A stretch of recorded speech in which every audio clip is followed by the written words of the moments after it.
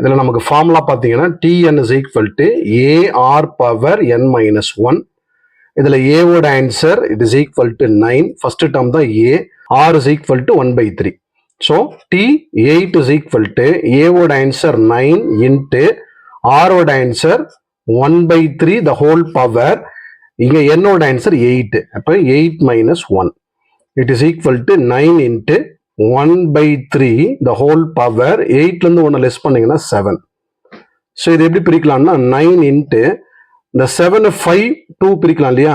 இப்போ 1/3 the whole square into 1/3 the whole power 5. So 9 into 1/3 square பண்ணீங்கன்னா 1/9. இந்த 9 cancel into 1/3 power 5. 3 power 5. It is equal to 3 power 5. 3 5 time multiply பண்ணீங்க அப்படின்னா 1 divide by 243 answer.